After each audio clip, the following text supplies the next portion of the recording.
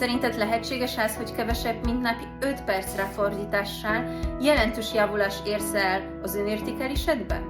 Ráadásul úgy, hogy mellette az emberi kapcsolatait is javulnak, növeled a boldogság szintet, rugalmasabbá, pozitívabbá teszed a gondolatvilágot, és csökkented a szorongásod. Szeretnélek meghívni egy kihívásra.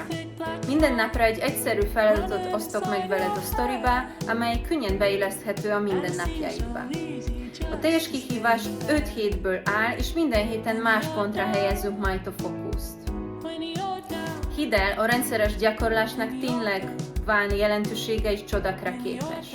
Általában nekem is több nap szükséges ahhoz, hogy valóban sejtszinten megérezzem ennek a módszernek a hatásait.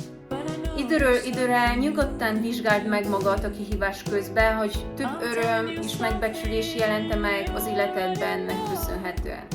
Hát ha ez a gyakorlat tud egy olyan eszközé válni számodra, amellyel könnyen, bármikor támogatni tudod a lelki egyensúlyodat, főleg egy nehezebb időszakban.